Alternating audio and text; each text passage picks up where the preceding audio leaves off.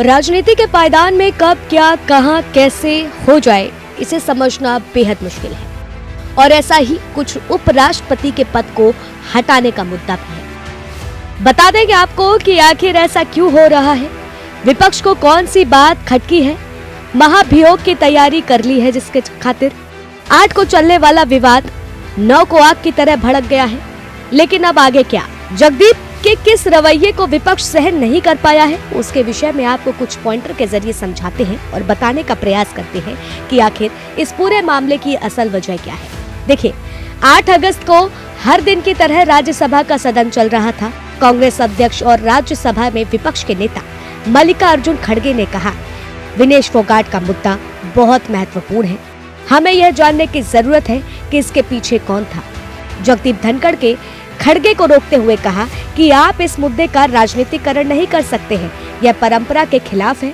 इसके बाद चेयरमैन ने उनके माइक को ऑफ कर दिया। विपक्षी सांसद इस पर हंगामा करने लगे। वहीं धनखड़ के टीएमसी सांसद डेरेक ओ ब्रायन को फटकार लगाते हुए कहा है, आपका आचरण सदन में सबसे घटिया है, मैं आपके कृत्य की निंदा करता हूँ, अगली बार मैं आपको बाहर का रास्ता दिखाऊंगा, आप चिल्ला नहीं सकते हैं।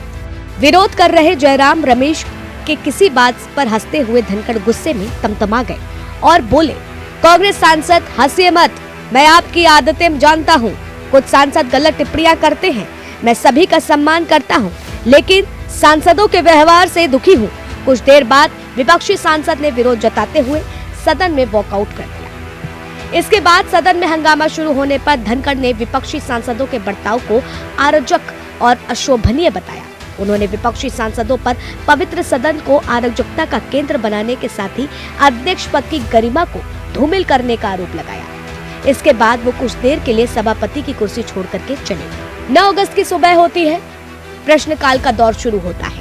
विपक्ष ने मल्लिकार्जुन खड़गे को घनश्याम तिवारी की ओर से की गई टिप्पणी का मुद्दा उठाया। जयराम रमेश ने कहा कि घनश्याम तिवारी ने मल्लिकार्जुन खड़गे को लेकर के कुछ आपत्तिजनक बातें कही थी। इस पर आपने कहा था कि रूलिंग देंगे, वह रूलिंग क्या है? इसके जवाब में सभापति जगदीप धनखड़ ने कहा कि घनश्याम ने मल्लिका जी की प्रशंसा की थी, जिसके लिए कोई माफी नहीं मांगता, वे माफी नहीं मांगेंगे।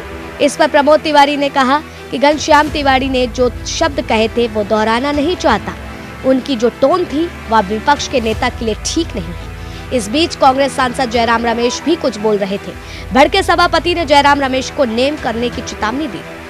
इस पर अजय माकन ने कहा, क्यों नेम कर देंगे सर, एक बात जो विपक्ष के नेता के साथ हुआ वह बताने के लिए नेम कर देंगे आप?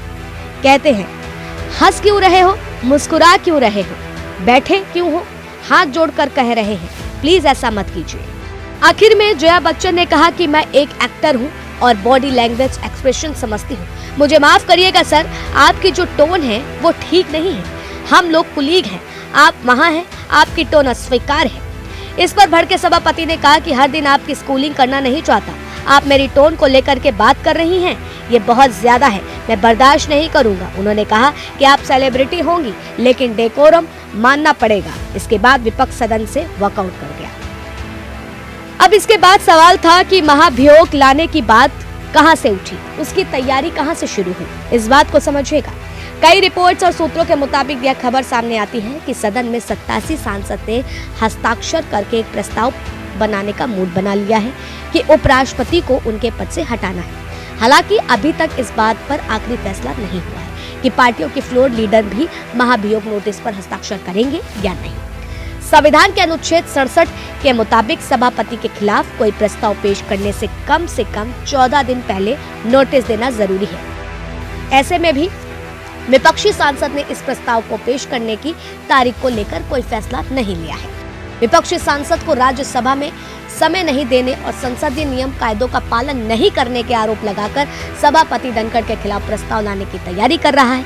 अब ऐसे में जो लगातार चर्चाएं तेज थी कि आखिर धनखड़ को क्यों टारगेट किया जा रहा है, उपराष्ट्रपति के पद से हटाने को लेकर के तमाम जो वायदे कायदे विपक्ष लगातार आरोप लगा रहा है, उसकी असल वजह क्या है? कुछ ऐसे बर्ताव, कुछ ऐसे रवैये जहां विपक्ष को उनकी बातें अच्छी नहीं लग रही, उनकी टोन अच्छी नहीं लग रही और इस टोन को आधार बना करके विपक्ष ऐसा मुद्दा उठा रहा है। अब ऐसे में देखना होगा, समझना होगा कि आखिर जो विपक्ष चाह रहा है वो कहाँ तक सही है। क्या विपक्ष अपनी बातों के लिए सही है या धनखड़ ने जो अपनी बातें कही हैं वो सही है। फिलहाल कमेंट सेक्शन में जरूर बताइएगा क्या कुछ है आपकी राय।